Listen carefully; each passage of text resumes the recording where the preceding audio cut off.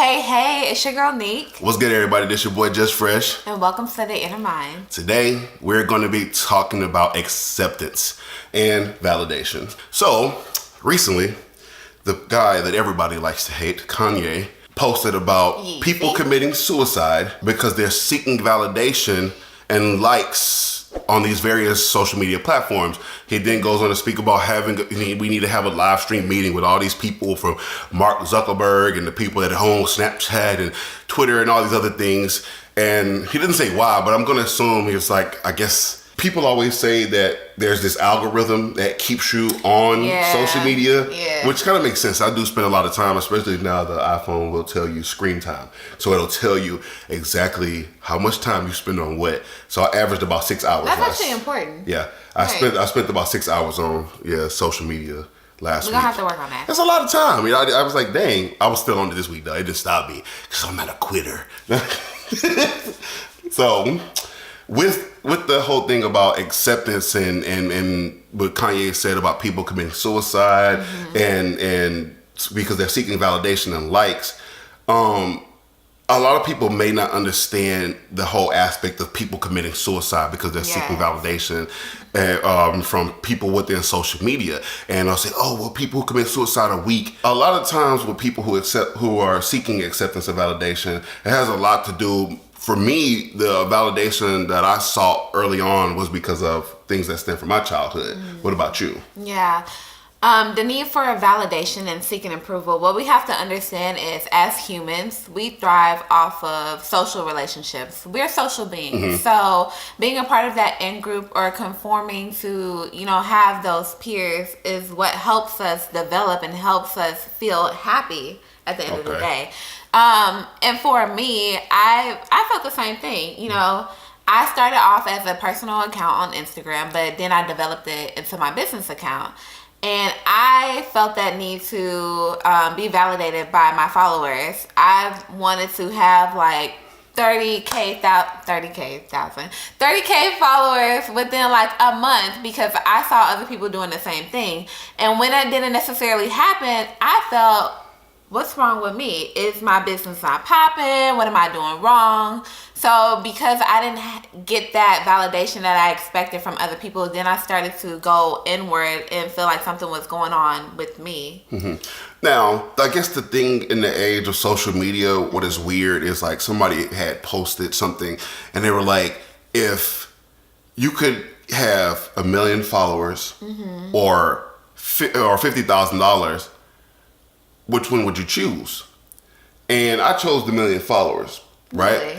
Now, I chose the 1 million followers because I say, if I have that much of an outreach, if I have 1 million people that I can speak to daily and talk to, then maybe, and this is the thinking that a lot of people have, is that, oh, well, we'll be able to get paid for posting. We'll be able to, if we sell a product, we have 1 million people that we can reach out to and all these different avenues that 1 million people would bring to you. What we don't realize is that with 1 million people, it becomes 1 million opinions.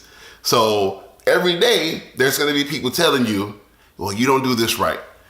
And for every person that shows you love and accepts you, there's going to be 5 that's going to tell you, nope, you're awful. Yeah. So we don't think about that aspect. We think about, we want these, and this, you got a pretty humble number. You want 30K followers. I'm trying to get that million. I'm trying to get, I'm trying to, have influencer in my account so people think I'm somebody, and then I'm still catching Metro to work. So you never know.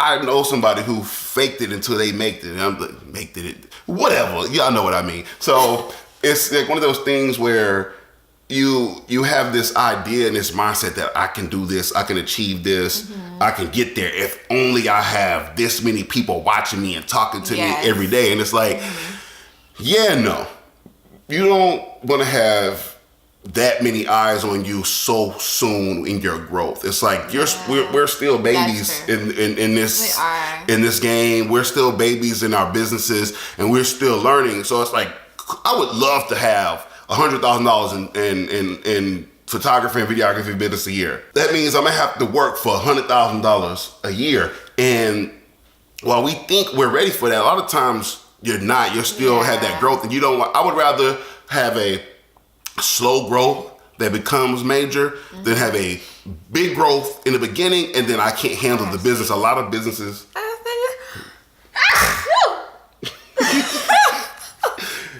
A lot of businesses. Yeah, hey, it happens. Bless me. A lot of businesses. You ain't gonna say bless you? Oh, bless you. I thought, I said it in my head. That's not bad now, child. Y'all see this gangster? So a lot of people like don't understand that when you're kind of moving through like business or life is that a lot of times we want to have this quick growth. Mm-hmm. Like I have this thing of like when I first started videography and photography, like I wanted to be the guy that has the 1 million followers on YouTube quick. I wanted my videos and my pictures to look like his. And I would go to his Instagram account and I would look and like, how can I make my pictures like this? Right. Not understanding. What I'm doing is I'm spending more time looking at how his pictures look versus looking at like books about photography and videography, because my whole thing was if I could just compare myself enough, I'll just become that. I'll spend all this time comparing myself to what his stuff looked like, and I wouldn't spend enough time on me and what I had going on. And so I had watched this video from this one YouTuber. He was like, all photographers take bad pictures, and that made me feel better. I was like, oh. So everything y'all don't do is dope, because we only gonna show people the dope stuff. We ain't gonna show them what we messed up at. So everybody that's posting to social media, 99% of the time, we're showing them all the dope stuff that's happening in our life. Mm-hmm. Oh, we in the trip and believe. Yeah, but we're not showing the process of how it got to that point. Mm-hmm. And you mentioned the comparison, which it was like a light bulb moment. Ding, ding. So comparison. When I'm comparing myself to other people, that's when it affects me most. Because what we have to realize, we're all individuals. Mm-hmm. What we said in the other video, what worked for you, it's not going to work for me. So yet, I'm over here comparing myself to other therapists who have like a ton of followers. And I'm trying to figure out, okay, how do I get to that point? Okay, well, I need to start taking pictures like this because that's how they got to that. I need to start recording videos like this because that's how they got to that. But I'm not recognizing the fact that I'm an individual, and I have to speak on my creative piece, understanding what works for me, because it's not going to be the same. Going back to one experience that I had, what started my need for validation is when I got to college. When I got to college, there were a lot of well-educated people, of course, but I went to a predominantly white institution. And so me being one of the single few black girls in a classroom full of 120 people, I felt the need to compare myself to my white peers. And I saw a lot of times they were utilizing dictionary terms, which I like to call it. They were like speaking like hardcore knowledge, and I couldn't do that. So I started to become more introverted in nature. I started to isolate myself and withdraw from other people because I didn't have that validation of I'm a part of that group. I felt like the out group, if that makes sense. That does, especially because you're looking at it like they just recall knowledge like this, like those people who can just rattle off all this like information, and you're just sitting there like, how do you even know this? Right. Where you come from? It's like when we played Taboo together, and you were like, how do you know these words, and how do you like how do you know all this stuff? And then and it's like we're playing Taboo, and she's looking at me like I'm some genius or something. We're playing Taboo, and I'm just like, but you have the degree. Like I'm like, you have the degree. You went to school. You finished high school early. Finished college early. Got your you got all this stuff done while having 2 kids and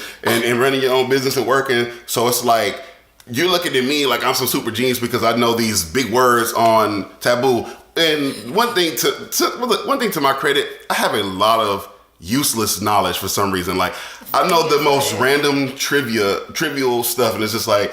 It comes up. It's like it's dope when we playing like Taboo or we playing Pictionary or something. Cause I'm like, I'll kill you on Taboo. You know what I'm saying? Put the clock on me. I'm gonna handle you. But it's just like it's one of those things where we get caught up in this whole thing of like the comparison and looking at what other people have going on. For me, it's like I dealt with envy really bad when I was producing. When I was, I'm working within this group that I was kind of added into, and the other guy was already established within the group, and they already had a relationship with everybody, a working relationship with everybody else around them, and I became envious of this guy to the point where I started to hate him. He didn't do anything wrong to me. Yeah. It was just I wanted to be accepted in the same manner that he was being accepted. It's like, I'm being thrust into this group now. Or I'm going to say thrust because they ain't forced me, but it was like... You gotta kind of...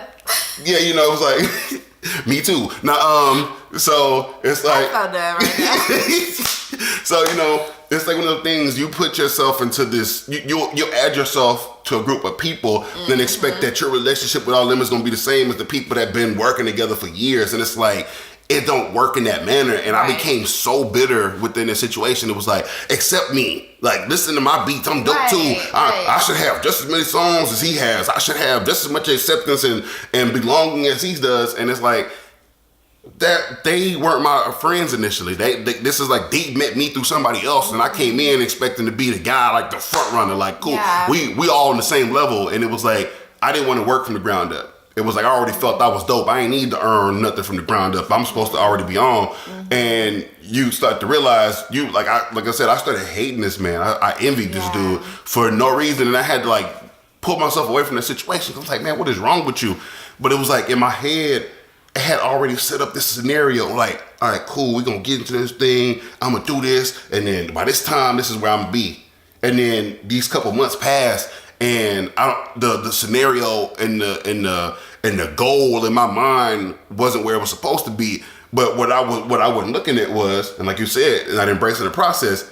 This dude produced every day. He ain't had no full-time job. Yes. I did. Yeah. So his full-time job was to produce and record and work with artists. My full-time job was working at the pharmacy, then getting off work, going home, making beats and emailing the people in the hopes that they make a song and email it back to me. Right. I wasn't working with anybody and establishing a relationship with them, but I was expecting all this work to get done miraculously without me being there. Work. Yes. And it's so crazy. That is the same thing that happened with me in college.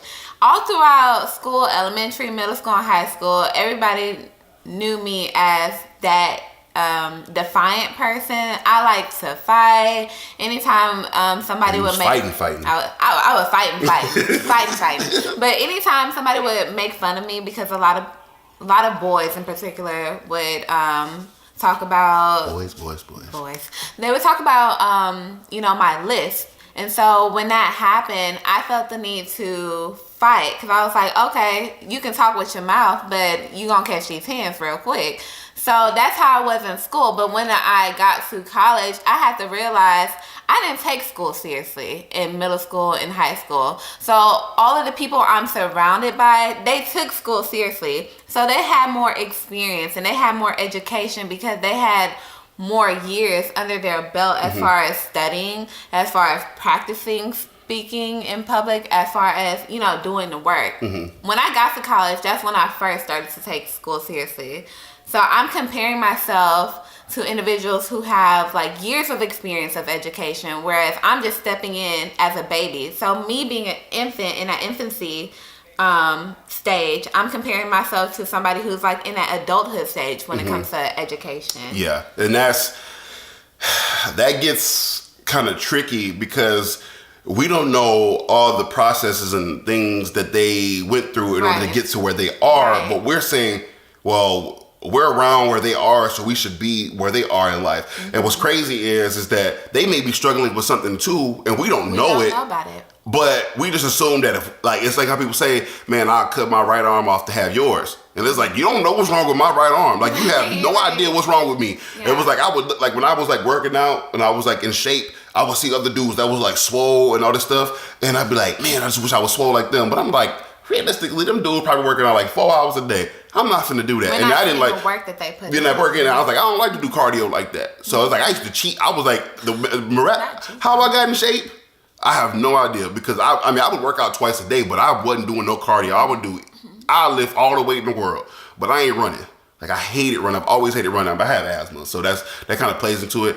And then, so I never really cared for running. I'll go do some boxing, I'll go do some swimming, but I'm not running. But that was the thing, is I was trying to cheat the process. It was like my trainer would always get on me, like, you need to do your cardio. I'm like, okay, I'm gonna do it. And I come back, I did it yesterday, and I ain't did nothing. I'm lying, but then I'm upset because I don't look like the swole dude in the gym. It's like, well, swole dude on the treadmill right now, getting his cardio on.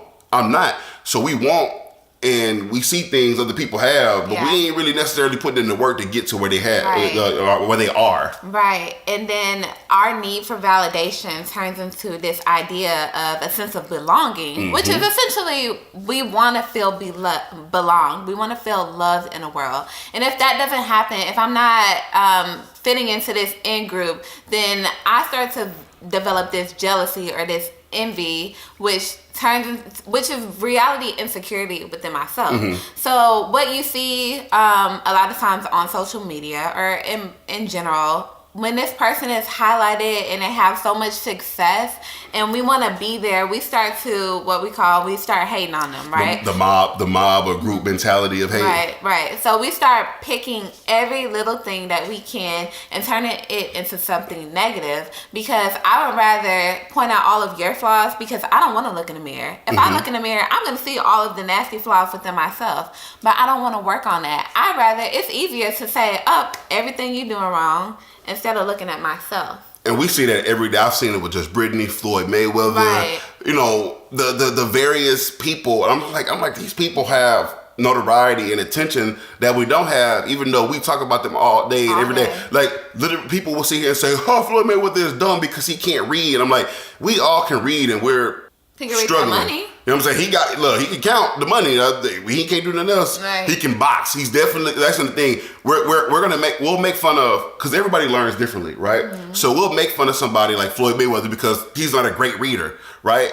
But yet he's a student of his craft. So he may not have been a great, and another fact, a lot of presidents were C average students. They weren't the top of their classes and summa cum laude. Like, I don't think I think I had to look it up one day, but there hasn't been many presidents that were like valedictorians of their school. Yeah. Because it's not always about being the smartest in the room. Sometimes it's about who works the hardest, who knows how to network, who knows how, like your smarts and your IQ isn't always a thing that's going to get you ahead. Sometimes you actually have to know how to deal with people and work with people. And so everybody has different strengths and they play to those strengths. But a lot of times we'll put ourselves in a boat with other people and we'll become frustrated or upset because we're like, I don't learn like them. I can't run as fast as them. I can't jump as high as them. And it's like, focus on your strength and your skill. Right. Everybody on the court ain't LeBron James. Yeah. LeBron James ain't Michael Jordan. Michael Jordan ain't Kobe Bryant.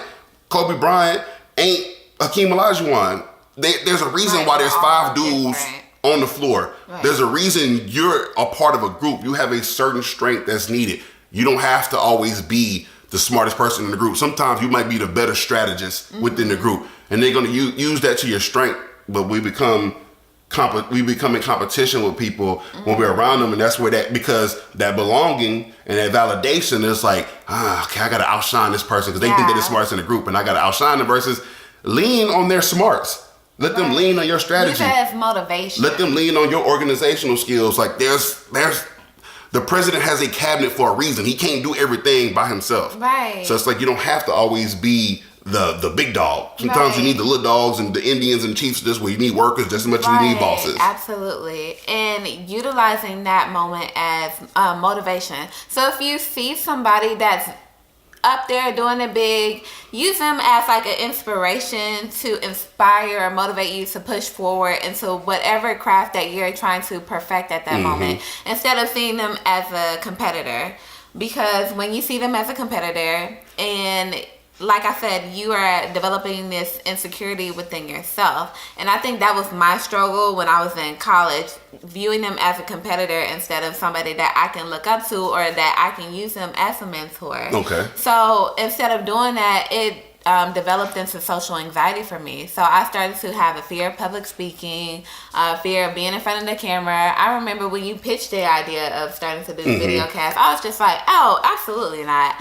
I'm not speaking in front of a camera because I had that much fear. Even the thought of it created panic within me. My heart beating fast, being very sweaty, my voice shaking, because I just had that fear of I can't use dictionary words. I can't sound educated as my other peers did in college.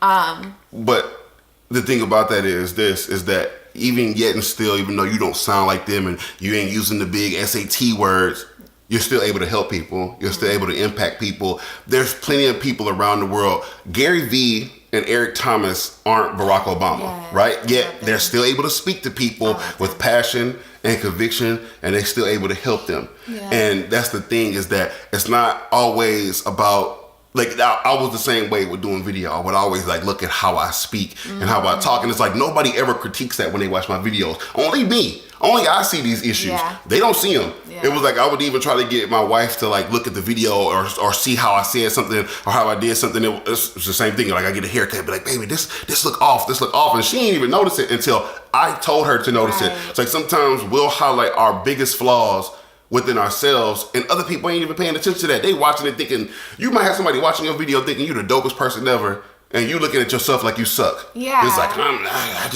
don't know. I might not do this no more. I'm terrible. And somebody's watching a video like, I wish I was there. It was great. Yeah. Right. And that need for perfection a lot of times come from that anxiety that we have. So if we're constantly obsessing over, I have this expectation to be great, to be perfect, to be successful, then that's what it looks like a lot of times. You know, I'm constantly doing this thing over and over again because it has to be perfect. If it's not perfect, it's a failure. And we don't understand that a lot of times we have to, like you said, we have to crawl before we walk. We're going to fall a lot of times. So don't look at it as, okay, if it's a failure, let me just stop. It's a failure. Use that as a growing moment. Don't always seek out perfection. And I did that with the first video. I can't tell you how much that I dissected the way I looked, what I said, some of the words I used.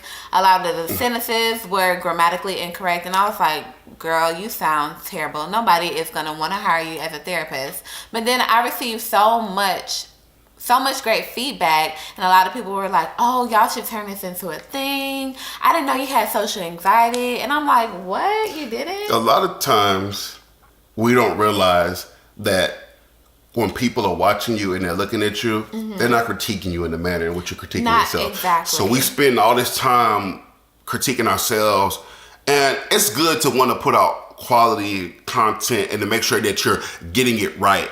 But at the end of the day, we're not perfect, and the people that are watching us aren't perfect. Absolutely. And so, like yesterday, I was trying to record a video, and I was trying to get it perfect, and then Q looked at me and she goes, why are you talking like that? Like she looks at me like I'm trying to like do this fake voice and this fake thing, which was completely different than how I originally recorded it. But I was trying to come up with this whole like idea because I started getting frustrated, and I started becoming like this. I started becoming fake. So I started trying to do these things that I didn't have to do, and she was like, just be yourself. Exactly. And so it was like, okay, cool, let me just talk. Let me just be me and talk. But it's like when you get away from yourself sometimes and you become frustrated because you want to have this perfection and seek this perfection, I have this intense fear of failure. So it's like, for me, I don't understand that failure is actually a lesson. It's something that you can learn from and build on. The Harley Davidson wasn't supposed to start, but it did. Yeah. You know, there's various inventions of things that didn't work at first, and they got it right after trial and error. And it's like, for me, it's like, I just want to get it right the first time. Yeah. I don't want to fail. I don't want nothing to fail. I get discouraged very easily about certain things. And so it's like, if it's something that I feel like I should be good at instantly, when I'm not good at it instantly, I get discouraged. I'm like, all right, that's it for me. I'm done with it. And we're quick to give up. One of the best things that we can do is just expose ourselves. So whatever that anxiety provoking situation is, I like to say, just expose yourself to it. Exposure is one of the best treatments for anxiety. So if you're experiencing anxiety because of this, like Nike said, just do it. Just do it. And then you'll realize it wasn't as bad as you thought. It wasn't as bad as those obsessing, racing thoughts that you had prior to doing it. Yeah. And that's a lot of times, like you said, we're our biggest critics. And we will dissect every little thing, but other people don't see it that way. They do not. Yeah. And we will spend all day picking it apart. So for me, one of the biggest things I practice now was just that self-love, the self-care. Yeah. And like you said, and the whole thing of telling yourself, you did this. You know what you're doing. You know how to do it. Yeah. So go do it. Yeah. No, we don't have to be perfect. Every video I put out, ain't gonna always be as big as the next. Some gonna be bigger than others, but what we're worried about is growth. Yeah. What you want to look at is your growth. A lot of times we're looking at like what everybody else sees and how they see it, but what you want to look within yourself is growth. Yeah. Like that's the biggest tool of measure is, am I in the same place that I was last year? That's it. Not where somebody else is this year, because no matter where they are in life, you have to understand that you're moving with a purpose of your own. Right. Their purpose is yours. And every time you spend time dissecting their life and trying to figure out how they got here and how they got there, you're wasting time of your own, not understanding how to get to where you need to be getting to. Yes. So, and on top of, not to cut you off. Are you done? Yeah, I'm good. Okay. I gotta be respectful. But in addition to doing the behavioral piece of exposing yourself to that, is you have to do a lot of like self-reflecting, a lot of cognitive processing. Explain cognitive to the people that may not know. There we go. Using them dictionary terms, huh? So cognitive is basically your thought process. Going back to my experience in college, I thought that because I'm this black girl, you know, I'm loud, I can't speak right, I'm country. All of these things are beliefs that I'm putting in my head. But these are beliefs that I'm operating on my own opinions. And somebody else might not agree to that. Somebody might be like, girl, you're speaking great. Like, it's fine. But so I'm operating off of what I call an opinion-based belief instead of a fact-based belief. Some things that you mentioned, you graduated high school early, you graduated college early, you know, you're in all of these organizations. Somebody sees something in you. So those are the facts. That yes, I did graduate college early. Yes, I did get an A on this paper, but I'm not operating from a fact-based belief. I'm operating from the opinion-based belief, and that's where the anxiety stems from. If that makes sense. That makes a lot of sense. And what's interesting about that is it's so funny how we'll have those fact-based things, yet we'll still seek validation from others while not even validating ourselves. Like, we'll be like, hey, tell me I'm great. You know you're great. You've done and accomplished all these things and got all these things done. But you'll still tell yourself, I'm not great. But it's like, how? Like, you wouldn't even be where you are if you weren't. Like, look at the facts. Like, look at the facts first. But a lot of times in life, we don't look at those type of things, and then we become frustrated with ourselves. So we have to understand the whole thing about acceptance is really sometimes a facade. Yes. It's like, no matter how much you feel like people love you or care about you, if you don't care about you, if you don't look within, if you don't practice self-love, no amount of acceptance and all that is going to bring you happiness. Absolutely. So again, doing that cognitive work, understanding your beliefs and operating from a fact-based perspective and knowing that you are worthy. Everybody's an individual. So instead of comparing yourself to the next person, use that person as a mentor or as motivation to keep pushing you forward to where you want to be in life. And those are the facts. Facts of life. Thank you for tuning in to The Inner Mind. Leave us some feedback. Let us know what you thought. Share some of your experiences with us about you maybe seeking validation or acceptance or some of the things that you may struggle with. Make sure you subscribe. Toodles. Peace and love.